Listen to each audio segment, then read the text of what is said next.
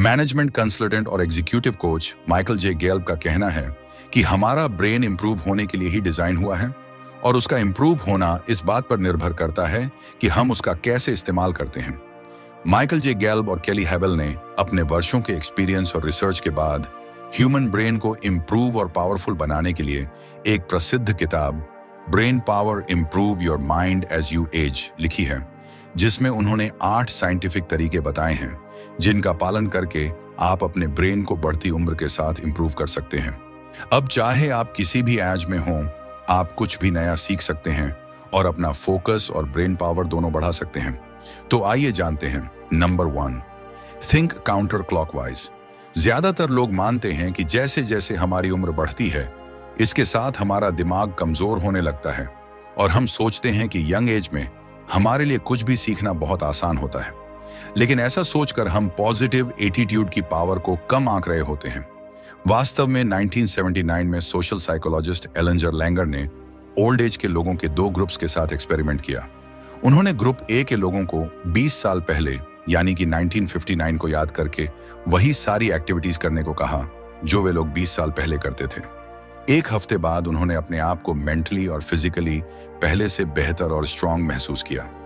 वहीं group B के लोगों को 1959 के बाद की एक्टिविटीज करनी थी, जैसे कि उस टाइम की सीरियस डिबेट को डिस्कस करना या उस टाइम की मूवीज और शोज देखना। इस एक्सपेरिमेंट का रिजल्ट ये आया कि ग्रुप बी के सभी लोग पहले से ज्यादा एक्टिव हो गए हैं और वे अपने मील्स खुद सर्व करने लगे, सोशल एक्टिविटीज में पूरी तरह से इन्वॉल्व होने लगे और उनकी मेमोरी, फ्लेक्सिबिलिटी, विजन और हेल्थ में सुधार आया। तो आखिर ये सब हुआ कैसे? अगर इसे एक लाइन में कहें तो ये थी that power of positive attitude. Simply life में पॉजिटिव एटीट्यूड से काफी मेजर चेंजेस आ सकते हैं। Number 2, synchronising your brain. ज्यादातर लोगों के लिए मेडिटेशन करना बहुत बोरिंग हो सकता है, लेकिन अगर हम ब्रेन वेव्स का इस्तेमाल करें तो हम मेडिटेशन का अनुभव कर सकते हैं। ब्रेन वेव्स यानी दिमागी तरंगें जो हमारे दिमाग से निकलती हैं। आज टेक्नोलॉजी ने ब्रेन वेव्स को बहुत आसानी से एक्सेसिबल बना दिया है। बस इसके लिए आपके पास हेडफोन या बड्स होने चाहिए और आपको बैकग्राउंड में वेव म्यूजिक प्ले कर देना है। इससे आप मेडिटेशन की स्टेट में एंटर कर सकते हैं। ब्रेन वेव्स कितने प्रकार की होती हैं? पहला है बीटा और गामा वेव्स।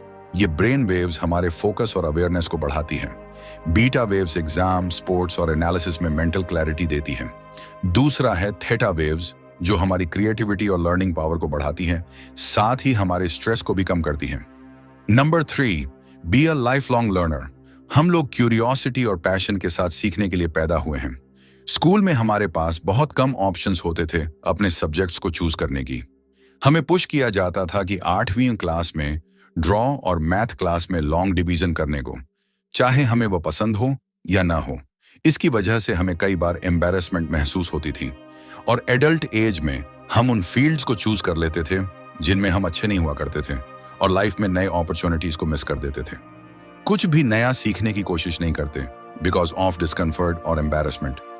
लेकिन आप अपनी इस आदत को ब्रेक करके नई चीजें सीख सकते हैं, क्योंकि न्यूरोसाइंटिस्ट का मानना है कि नई चीजें सीखना आपके ब्रेन को स्ट्रांग बनाने का बेस्ट तरीका है। Number 4, cultivate healthy relationships. Healthy relationship बहुत महत्वपूर्ण है जो बढ़ती उम्र के साथ हमारे ब्रेन को बेहतर करता है।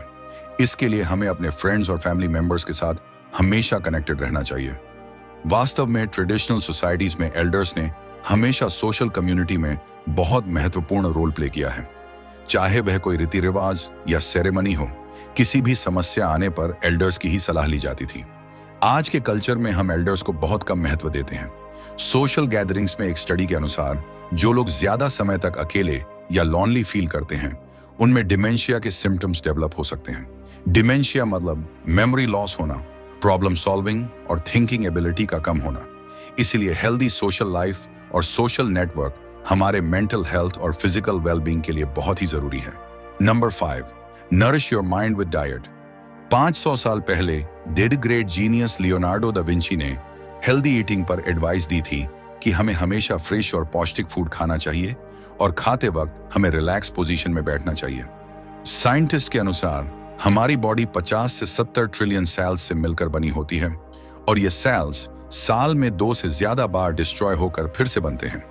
हमारी डाइट इन सेल्स को फ्यूल प्रोवाइड करती है, जिससे ये फिर से हमारी बॉडी में बन सकें। डाइट के कुछ महत्वपूर्ण एलिमेंट्स हैं। Maintaining hydration. आपको कितना पानी पीना चाहिए, ये आपके डेली एक्टिविटी लेवल, वेट और एनवायरनमेंट पर डिपेंड करता है, लेकिन आपको रोज 8 ग्लास पानी जरूर पीना चाहिए। Starting your day with breakfast. हमें हमेशा मॉर्निंग में एक हेल्दी ब्रेकफास्ट से अपने दिन की शुरुआत करनी चाहिए, क्योंकि ओवरनाइट फास्टिंग के बाद हमारा मेटाबॉलिज्म स्लो हो जाता है। ब्रेकफास्ट हमारे ब्रेन के कोर फंक्शंस को सपोर्ट करता है और आपके मूड और एटीट्यूड को भी बेहतर करता है। Rust proofing your brain and body. Free radicals हमारे सेल्स ग्रोथ को डैमेज करते हैं। इसके लिए हमें अपनी डाइट में एंटीऑक्सीडेंट फूड्स ऐड करने चाहिए, जैसे कि रास्पबेरी, स्ट्रॉबेरी और ब्लूबेरी। इसमें आप दूसरे फ्रूट्स भी ऐड कर सकते हैं, जैसे एप्पल, अनार और संतरा। ये सब रिच ऑक्सीडेंट फ्रूट्स हैं जो आपकी बॉडी को हार्मफुल फ्री रेडिकल्स से बचाते हैं। Number 6, exercise for more brain power. Attitude हमारे विल पावर को इन्फ्लुएंस करता है और फिजिकल एक्टिविटी हमारे ब्रेन और मेंटल शार्पनेस को सुधारती है। हमारे लेजी बिहेवियर और पुअर डाइट की वजह से ब्रेन में ब्लड फ्लो स्लो हो जाता है, जिससे हमारी मेमोरी और मेंटल फंक्शंस में रुकावट आती है। न्यूरॉन्स हमारे ब्रेन में पेड़ की टहनियों की तरह एक दूसरे से कनेक्टेड होते हैं और एक्सरसाइज इन ब्रांचेस को ग्रो करके हमारे ब्रेन पावर को बढ़ाती है। इसके लिए आपको ढूंढना पड़ेगा कि आप किन एक्टिविटीज को एंजॉय करते हैं। तो जो आपको फिजिकल एक्टिविटीज पसंद हैं और जो आपको मोटिवेट करती हैं, आप वो कर सकते हैं। जैसे कि किसी को जिम में वर्कआउट करना पसंद है, तो किसी को होम वर्कआउट, डांसिंग या योगा। आप एक्सपेरिमेंट करके जान सकते हैं कि आपको किस में ज्यादा मजा आता है। साथ ही फिजिकल एक्सरसाइज करने के बाद आपको मेंटल रिलैक्सेशन का अनुभव होगा और आप समय के साथ इसे पसंद करने लगेंगे। तभी तो कुछ लोग फिटनेस फ्रीक हो जाते हैं। Number 7, create a brain enhancing environment. Environment हमारे ब्रेन के लिए बहुत इंपॉर्टेंट है, क्योंकि हम डेली जो साउंड सुनते हैं वह हमारे ब्रेन और बॉडी को इफेक्ट करते हैं। एनवायरमेंटल प्रोटेक्शन एजेंसी का मानना है कि नॉइज पोल्यूशन लाखों लोगों पर नेगेटिव इंपैक्ट डालता है। अनवांटेड साउंड्स जैसे ग्राइम, सेल फोन रिंग और मशीन साउंड हमारे स्ट्रेस लेवल को बढ़ाते हैं और हॉट बर्न और हाई ब्लड प्रेशर जैसी प्रॉब्लम्स पैदा कर सकते हैं। तो इसके लिए आपको जितना हो सके साउंड्स को अवॉइड करना होगा और अपनी डेली लाइफ में सॉफ्ट और इंस्पायरिंग म्यूजिक को ऐड करना होगा। आपको अपने एनवायरनमेंट को ब्रेन फ्रेंडली बनाना होगा, जिसके लिए आपको एटलीस्ट 30 मिनट रोज सनलाइट लेनी होगी, क्योंकि सनलाइट हमारे मूड को एनहांस करती है। Number 8, rest in peace to delay resting in peace friendly environment. Friendly environment में रेस्ट भी हमारी माइंड और बॉडी के लिए बहुत इंपॉर्टेंट है, लेकिन कैसे हम रेस्ट की मदद से अपने ब्रेन को हेल्थी रख सकते हैं, उसके लिए सबसे पहला है स्लिप वेल। जनरली जो लोग 8 से 9 घंटे की नींद लेते हैं, वे लोग ज्यादा हेल्थी और लंबी लाइफ जीते हैं। इसीलिए हमारी इम्यून सिस्टम को अच्छा और फोकस को इंप्रूव करती है। तो आपको रोज 8 घंटे की नींद जरूर लेनी चाहिए। दूसरा है मेडिटेशन। डेली मेडिटेशन हमारी मेमोरी और कंसंट्रेशन को बढ़ाता है, क्योंकि स्ट्रेस हमारी एजिंग को इफेक्ट करता है। इसका सबसे पावरफुल एंटीडोट मेडिटेशन है। रिसर्चर्स ने अपने रिसर्च में डिस्कवर किया है कि 30 मिनट का मेडिटेशन 8 हफ्तों के लिए हमारी ग्रे मैटर की क्षमता को बढ़ा सकता है, जैसे कंसंट्रेशन और मेमोरी पावर का बढ़ना। तो आप भी अपनी लाइफ में मेडिटेशन जरूर करें। तो इसी के साथ ये वीडियो खत्म होती है। अगर आपको ये वीडियो अच्छी लगी हो तो वीडियो को लाइक और सब्सक्राइब बटन पर क्लिक करके इस चैनल को ग्रो करने में सपोर्ट करें और बेल नोटिफिकेशन ऑन कर लीजिए, ताकि आप आने वाली वीडियोस मिस ना कर सकें।